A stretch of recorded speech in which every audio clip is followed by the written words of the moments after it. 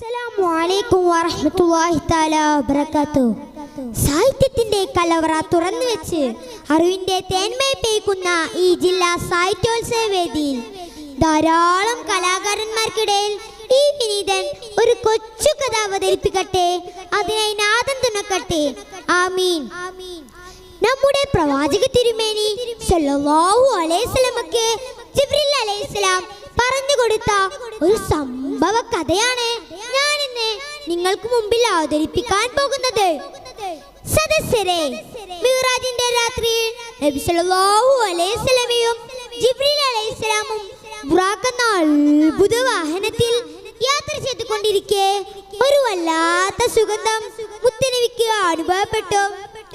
പരിമളത്തിന്റെ തീവ്രതയിൽ ആശ്ചര്യമുണ്ടായ ബീബി ജിബ്രീലിനോടായി ചോദിച്ചു, ഓ ജിബ്രീലേ, എവിടെ നിന്നാണ് ആ പരിമളം അടിച്ചു വീശിക്കൊണ്ടിരിക്കുന്നത്? നബിയെ, അത് ആ ഖബറിൽ നിന്നാണ്. ജിബ്രീൽ അലൈഹിസ്സലാം മറുപടി പറഞ്ഞു. ആശ്ചര്യം വിട്ടുമാറാത്ത ബീബി വീണ്ടും ചോദിച്ചു, ഖബറിൽ നിന്നോ? ഏത് പ്രവാചകന്റെ ഖബറാണത്? അല്ല നബിയെ, പ്രവാചകന്റേതൊന്നുമല്ല, അതൊരടിമപ്പെണ്ണിന്റെയും അവളുടെ 3 മക്കളുടെയും ഖബറാണ്. അടിമപ്പെണ്ണിന്റെ ഖബറോ? ഇത്രയും വലിയ മഹോന്നതയിലെത്താൻ ആ അടിമപ്പെണ്ണ് എന്ത് പുണ്യമാണ് ജിബ്രീലേ ചെയ്തത്? നബി സല്ലല്ലാഹു അലൈഹി വസല്ലമ വീണ്ടും മലക്കിനോടായി ചോദിച്ചു. ജിബ്രീൽ അലൈഹിസ്സലാം നമ്മുടെ നബി സല്ലല്ലാഹു അലൈഹി വസല്ലമക്ക് സംഭവം വിവരിച്ചു കൊടുത്തു. കൂട്ടുകാരെ, ഇനിയാണ് നമ്മുടെ കഥ തുടങ്ങുന്നത്. ശ്രദ്ധിച്ചു കേൾക്കണേ. മൂസാ നബി അലൈഹിസ്സലാമിന്റെ കാലഘട്ടം ാണ് ഏറ്റവും വലിയ റബ്ബ് എന്ന് വാദിച്ചിരുന്ന ധിക്കാരിയും അഹങ്കാരിയുമായ ഫിറഔന്റെ കൊട്ടാരം. ആ കൊട്ടാരത്തിൽ അടിമപ്പെണ്ണായി ജീവിച്ചിരുന്ന ഒരു ദാസി ഉണ്ടായിരുന്നു. പേര് മഷ്ദ. അവൾ ആരും അറിയാതെ മൂസാ നബി അലൈഹിസ്സലാമിനെ കൊണ്ട് വിശ്വസിച്ചു. അങ്ങനെ ഇരിക്കെ മൂസാ നബി അലൈഹിസ്സലാം മഷ്ദ ബീവിയെ വിളിച്ചിട്ട് പറഞ്ഞു, മഷ്ദ, നീ എന്ത് നല്ല കാര്യം ചെയ്യുമ്പോഴും ബിസ്മി കൊണ്ട് തുടങ്ങണം. അങ്ങനെ ഇരിക്കെ ഒരു ദിവസം മഷ്ദ ബീവി തന്റെ കുട്ടിയുടെ മുടി ചീകിക്കൊണ്ടിരിക്കെ ചീർപ്പ് കയ്യിലെടുത്തോടനെ ബിസ്മി ചൊല്ലി. ബിസ്മില്ലാഹിർ റഹ്മാനിർ റഹീം. ധിക്കാരിയായ ഫിറഔന്റെ ചെവിയിൽ വെത്തിയ ബിസ്മി. ആ ബിസ്മി കേട്ട ഫിറഔൻ ജോഷാകുലനായി. എന്ത്, തന്റെ കൊട്ടാരത്തിലെ വെറും അടിമപ്പെണ്ണി ഇസ്ലാം സ്വീകരിച്ചു എന്നോ? അദ്ദേഹത്തിന്റെ രക്തം തിളച്ചു മറിഞ്ഞു. പരിശ്യം പൂണ്ട ഫിറഔൻ മഷ്ദ ബീവിയെ വിളിച്ചു പറഞ്ഞു, ഹേ മഷ്ദ, നീ എത്ര വേഗം അതിൽ നിന്നും പിന്തിരിയണം. ഞാനാണ് റബ്ബ്, ഏറ്റവും വലിയ റബ്ബ്. പക്ഷേ മനസ്സിലുള്ള മഷ്ദ ബീവി പിന്തിരിഞ്ഞോ? ഇല്ല. അങ്ങനെ എല്ലാ ശ്രമവും പരാജയപ്പെട്ടു എന്ന് കണ്ടപ്പോൾ ഫിറഔനും കിങ്കരന്മാരും ഒരു തീരുമാനത്തിലെത്തി. അവരെ കൊന്നുകളയാം. അതിനായി വലിയൊരു തീക്കുണ്ടം പണിതു. അതിൽ തീ കൊളുത്തി വലിയ പാത്രത്തിൽ എണ്ണ തിളപ്പിച്ചു. ആ അഗ്നികുണ്ടാരത്തിനരികിലേക്ക് മഷ്ദ ബീവിയെയും മഷ്ദ ബീവിയുടെ 3 മക്കളെയും വിളിച്ചു വരുത്തിക്കൊണ്ട് ഫിറഔൻ പറഞ്ഞു, ഹേ മഷ്ദ, ഇത് നിനക്കുള്ളതല്ല. നിന്റെ 3 മക്കളെയും ഈ തിളക്കുന്ന എണ്ണയിലിട്ട് കരിച്ചു കളയാൻ പോകുകയാണ്. എന്തു പറയുന്നു നീ? വിശ്വസിച്ച മതത്തിൽ നിന്നും പിന്മാറുന്നോ? ഇല്ല, ഒരിക്കലുമില്ല. എന്നെയും എന്റെ 3 മക്കളെയും തുണ്ടമാക്കി കഴിച്ചാലും കത്തിക്കരിച്ചാലും ഞാൻ സ്വീകരിച്ച ഇസ്ലാമിൽ നിന്നും പിറകോട്ടില്ല. മഷ്ദ ബീവിയുടെ ഉറച്ച തീരുമാനം കേട്ട് ഫിറഔന്റെ കിങ്കരന്മാർ അഗ്നി കൊണ്ട് തിളച്ചു മറിയുന്ന എണ്ണക്കരികിലേക്ക് മഷ്ദ ബീവിയുടെ മൂത്ത കുട്ടിയെ വലിച്ചു കൊണ്ടുവന്ന് വീണ്ടും ബീവിയോടെ ചോദിച്ചു, ഹേ മഷ്ദ, നിന്റെ കുട്ടിയെ കരിച്ചു കളയാൻ പോകുകയാണ്. നീ മാറുമോ നിന്റെ ഇസ്ലാമിൽ നിന്ന്? യാ അല്ലാഹ്, എന്തൊരു ഭയാനകത! ഏതൊരു മാതൃത്വത്തിനാണ് ഇത് സാധിക്കാൻ കഴിയുക?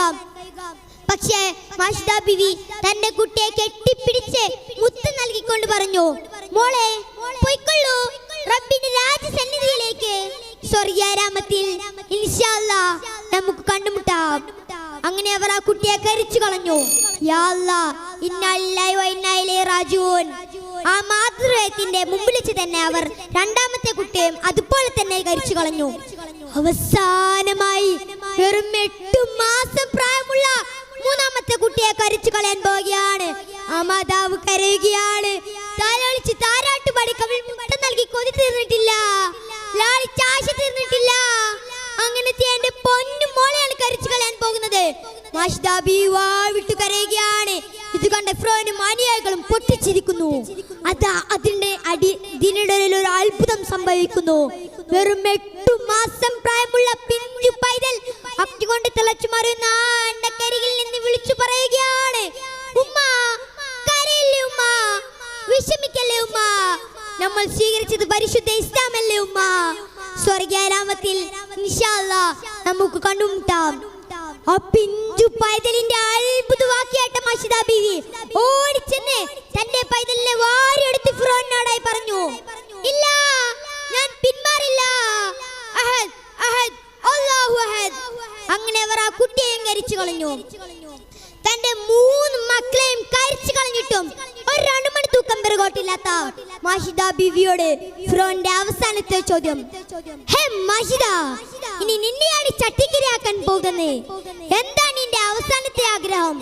മാഷിദ ബീവി പറഞ്ഞു, എന്നെ നിങ്ങൾ കരിച്ചു കളഞ്ഞതിന് ശേഷം നിങ്ങൾ കത്തിക്കരിച്ച എന്റെ 3 മക്കളെയും എന്റെ കബറിൽ തന്നെ കബറടക്കണം.